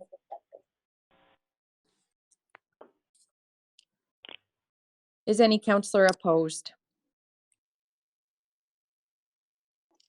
Motion is carried. We'll move to page 111 of our council package, Wheatland Regional Corporation regarding Redland.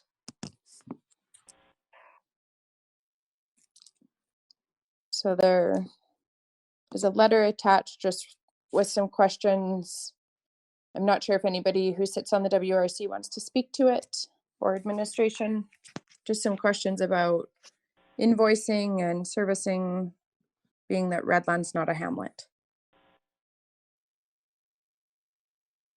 Yeah, Glenn again. As a board member, the topic has come up. There are a number of residents in Redland would like to be able to hook up to this water that's coming through. And the route that was chosen, the main pipeline goes through Redland. So WRC has made a motion that we put 2 stubs in to service the people of Redland.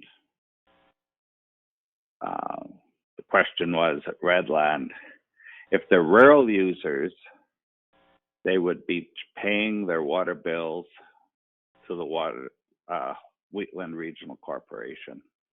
And individual owners would be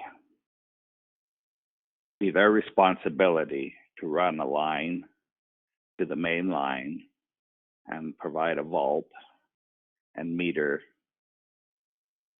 to their residents. And then they'd have to have a cistern installed. I believe a lot of the places in Redlands do have cisterns, and quite a few of them truck their water in.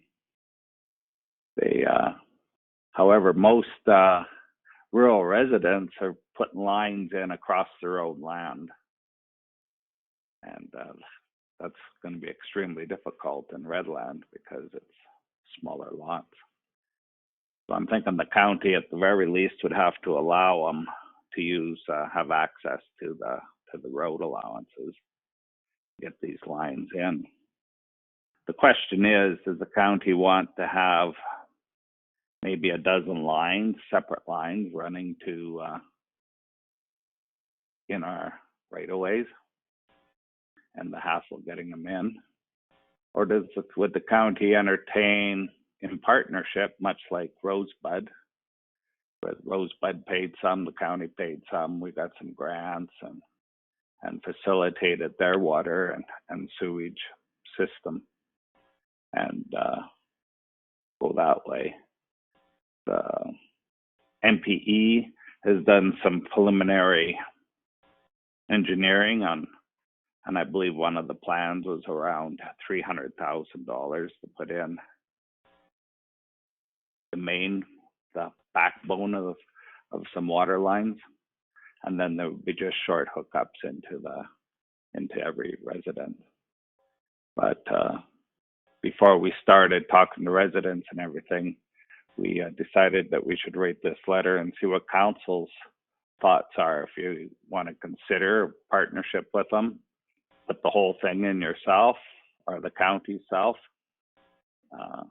What are your thoughts? What's the future? They are a hamlet.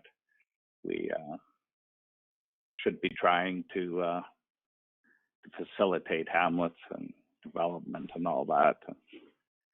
And that's pretty hard to develop when you don't have water. So yeah, it's here for discussion. And if one other thing, if the county was to put it in, these hamlet residents would become liable or bill payers to the county, and there would probably be a main water meter put in, and we would pay that same as we do in Galician now. We know exactly how much water is being pumped to Galician, and that's what we pay. The county's billing process goes back to the individual meters at the residence, and we bill them. And hopefully it balances out, but probably very seldom does because of water leaks and fire hydrant drains and all the rest of it. So if there's any questions, yeah, fire away.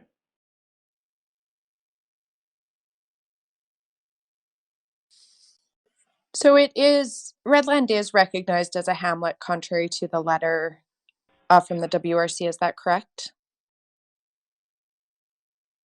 I believe I have it on.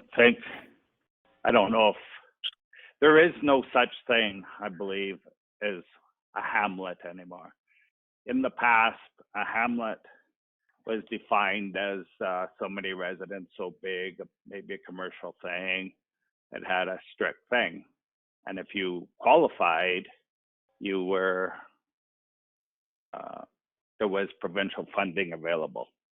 That provincial funding is not available anymore. And so the need to be classified as a hamlet following the criteria is minute now. There is no, to what I believe, unless I'm wrong, there is no advantage to be calling a hamlet or not a hamlet. The county, it's county residents. And if we choose to treat them in a certain way, that's by council vote. And the vote's as good as, I guess, till the next meeting. I don't know if Brian, if I'm right or wrong, I don't know. Maybe you can help me out there. Yeah, so council, just Brian from administration. So kind of the hamlet like what that is, it's the council can designate an unincorporated community within like Wheatland County boundaries as a hamlet. So it has to have 5 or more dwellings, which Redland would. As for if it's currently designated a hamlet, I don't know. I'd have to kind of go back and give you guys a definite answer, but at this time I just don't have that information. I guess just generally speaking, we do have a name for the area. It has more than 5 residents, so I'd probably assume it is, but if it was ever done by council resolution, I'd have to kind of look that up. I believe in my notes I do have it as an officially recognized hamlet. I think there's 12, and I believe it is one of them. Yes, and just Brian from admin, that would make sense just because we do call it a name. It is fairly regularly determined, and even if the WRC is an external agency is referring to it as a name, it would make sense to me. I just don't have the resolution number handy.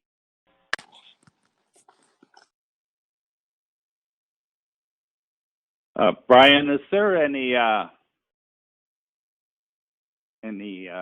reason or any advantage to be named a hamlet or not a hamlet? Is there any, I guess, outside grants available to hamlet specifically? Outside grants, no. Advantages, I think it probably just provides more information for just the general public, say, if, say, someone were interested into moving to Redland, they would say, like, I'm moving to this area. I'm not moving to, like, this set of kind of, like, roads, like Range Road and Township Road. That would probably be just my general overview of the benefit of naming a hamlet. We do also put in the number of hamlets that we recognize on certain informational returns that we provide to municipal affairs on an annual basis.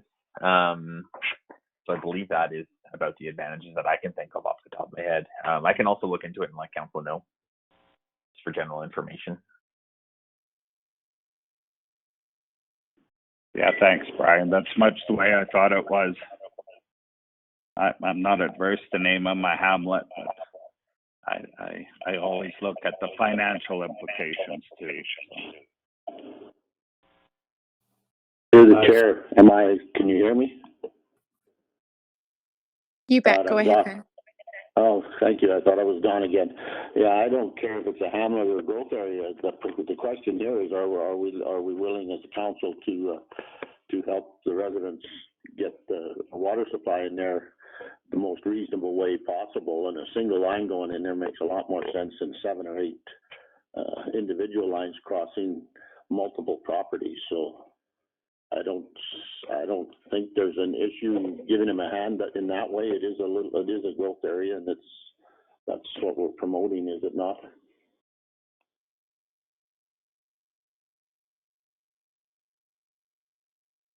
Hi, Scott here. Just a few questions. Was it ever identified as a growth node in that study we did a couple of years back? Because I know, I think Nightingale was and a few other ones. Just wondering what the best way to do it, because if we pay to have it hooked up, then we're going to have staff go out there and check on things and consider some operational costs as well. Whereas if they do it on their own, it's their own issues there. So just some things to note about that. And I do know people definitely want the water there. I know the cost, I think, to put in like a full infrastructure, I believe Mike had put some out, was about $300,000. So it's just, that's why it was brought forward here at WRC. All we could do was basically provide a stub because we didn't service individuals. So it brings up the discussion and how we want to see it go forward. I don't know. Like if it's in an area where people are going to move into and it can grow, that's one thing. And maybe water will provide that. So just some questions, that's all. Some answers, Redland was not identified as a growth node. The growth nodes were done in conjunction with the Calgary Metropolitan Brouhaha we had to have established growth nodes to be considered for growth in the Calgary area. I don't know where that's fallen. It's in a document someplace, and every once in a while you hear it referenced, but that's where these growth nodes come from. And it was basically west of Strathmore. And yeah. As far as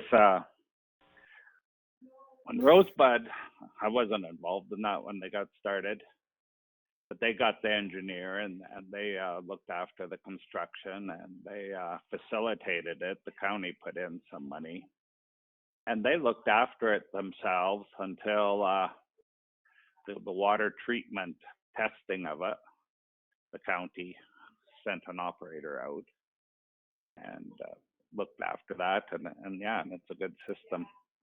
The septic system, they looked after, and then the county took it over 20 some years ago, and I don't believe the county,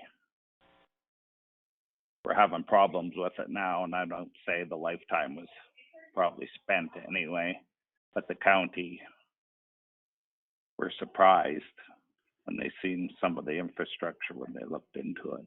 So yeah, if we're going to be involved, we have somebody involved there and we look after it right from the start and provide, alleviate or mitigate future headaches. Yeah, I think if the residents want to go ahead and partner up with the county in whatever shape that takes, I think that's a good move. They are residents of the county, that's for sure.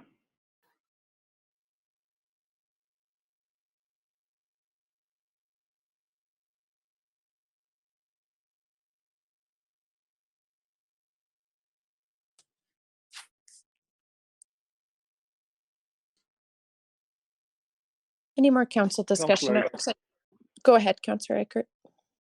I'm just, I really, I agree with a lot of what Glenn is saying. I'm just not sure the amount of money that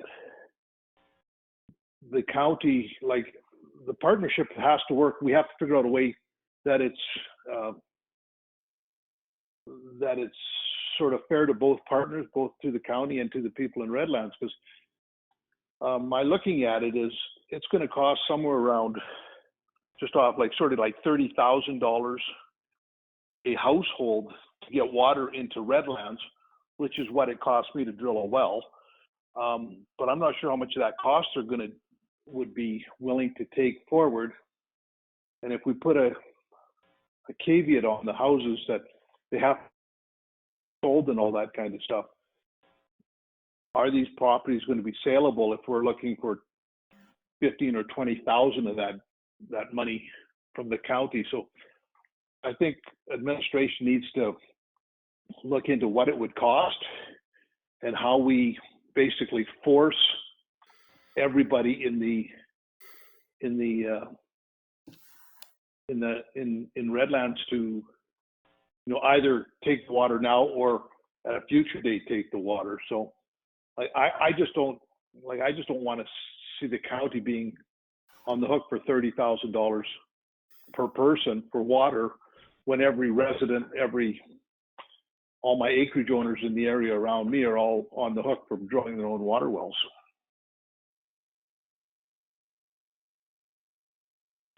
I agree with you, Tom. That's about what it costs to drill a well. The difference with me and Redland, I could drill probably anywhere in my yard. I'll have lots of water.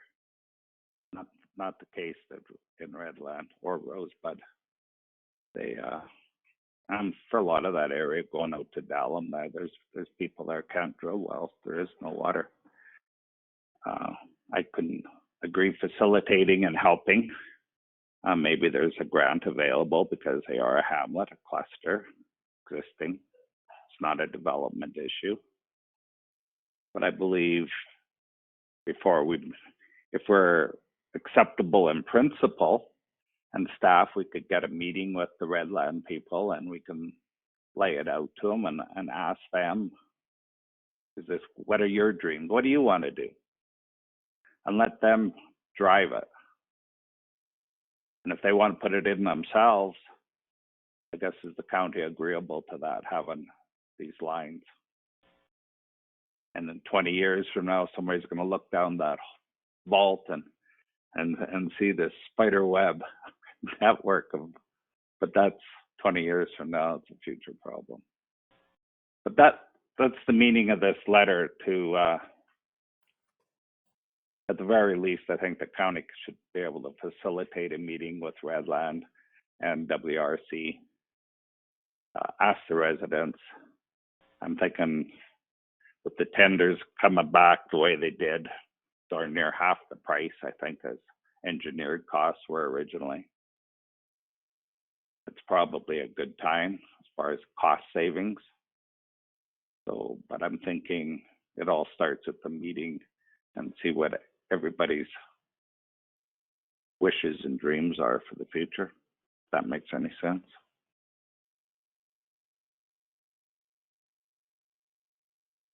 That makes perfect sense, and I think that's what we should do is find out what they want, find out what their appetite is for it, and then see if there is some kind of way to support them, maybe through grant funding or something like that. It may not happen right away, but at least if the stubs are there, it's there, and see what direction they want to go from the people. I don't want to force it down their throat, that's for sure.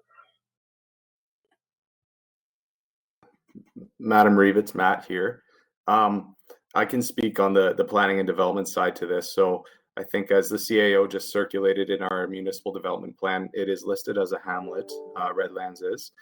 And as we go through our engagement process, we can certainly piggyback this conversation with our municipal development plan conversation. As council may recall, when we did discuss the municipal development plan, we had some 5 key themes, one of them being servicing, the other being growth. So this is actually really helpful for me. I'm taking notes here with regards to this. And then we can certainly engage on that front. And in terms of the public works side of things, we can certainly assist in that conversation as well. But I'll defer to the GM of Public Works and Transportation for that. Thanks, Matt. And through the chair, just a little more expansion on the costs. So we do have the MPE. We were circulated the MPE cost estimate of around approximately $300,000 to service Redland. Just going through it, that's based on 13 residences, and we know there's only 10 occupied residents right now, so that number will naturally go down.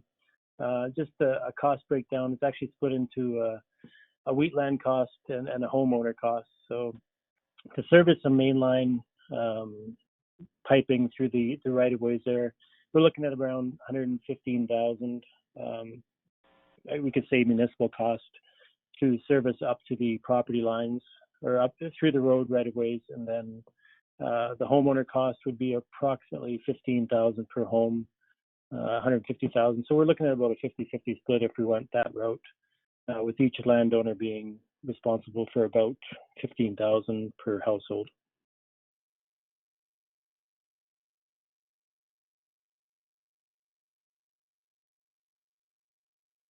And Council, just Brian from administration again.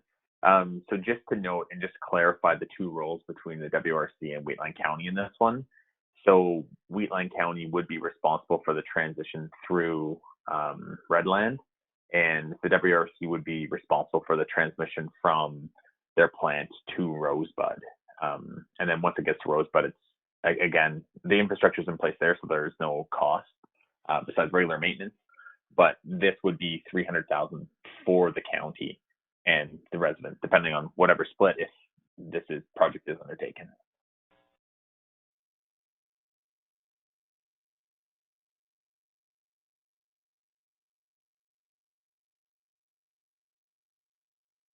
One other little bit of history.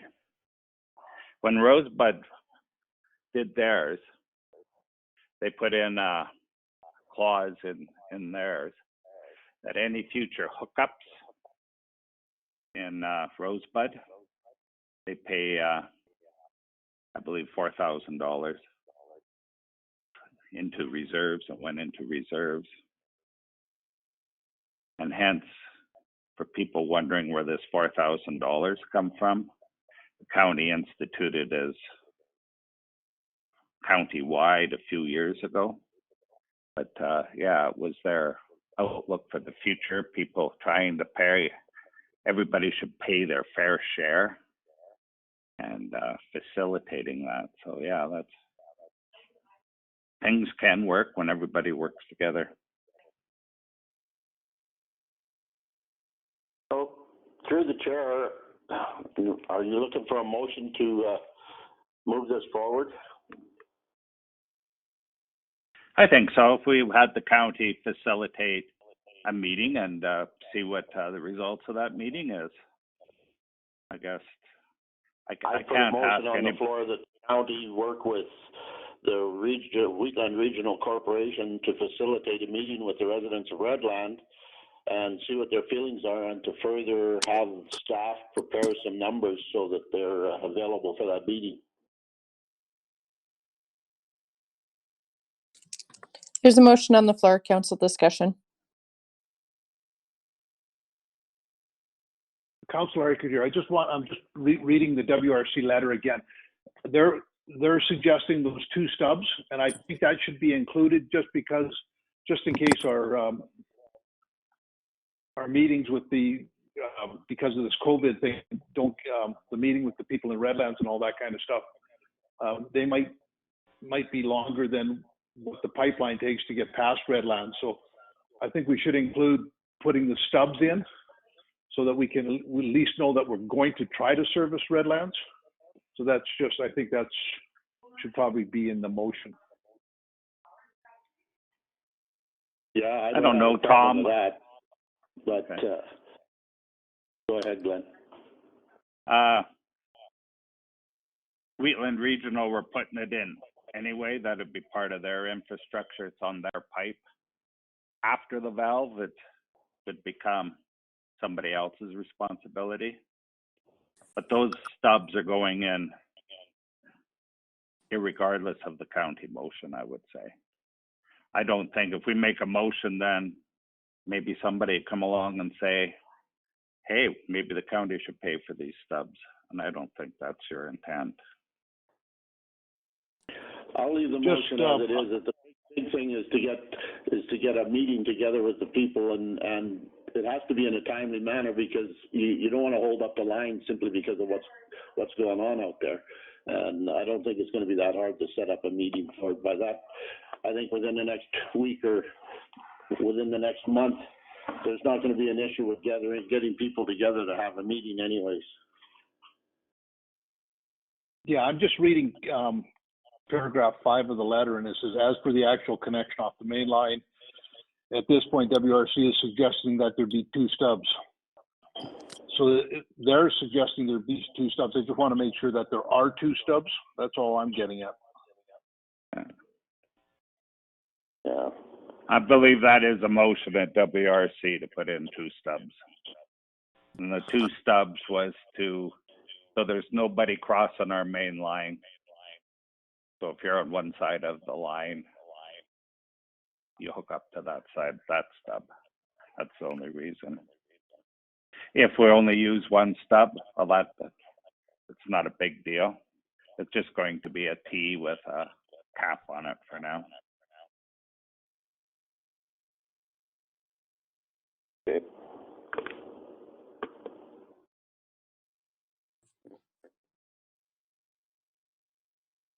Any other discussion?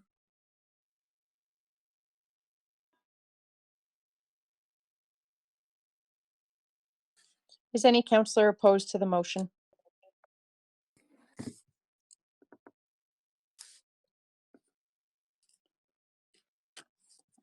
Motion is carried.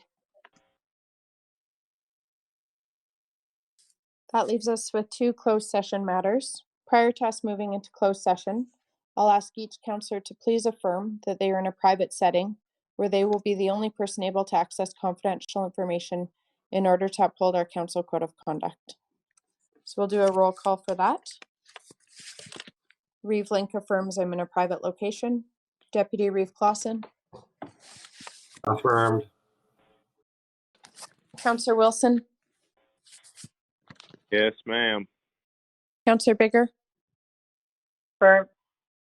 Counselor Eichert, Affirmed. Counselor Kester, Confirmed. Counselor Armstrong,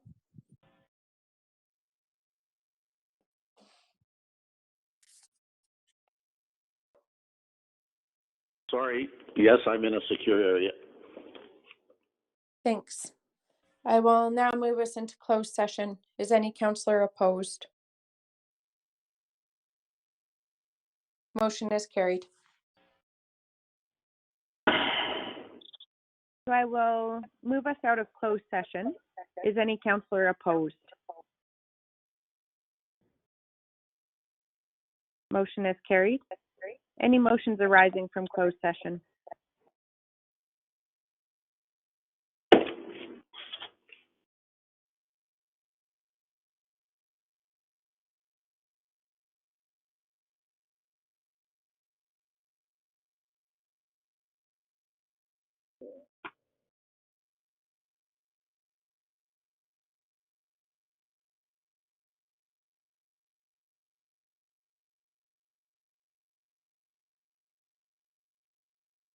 I'll move that we have a planning and priorities meeting set on June 4th. Counselor Eichert has made a motion. Is there any discussion?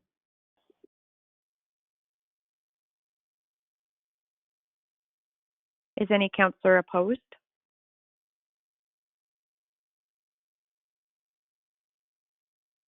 What was the date again? Thursday, June 4th. Thank you.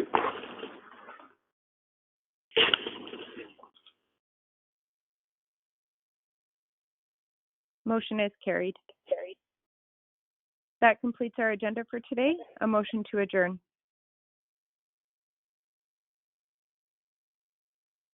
Eichert will move. I heard Eichert move. Is any counselor opposed?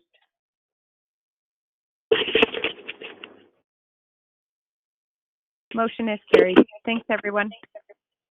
Thank you. Goodbye. Have a good day. Take care. Take care. Have a good day. Bye.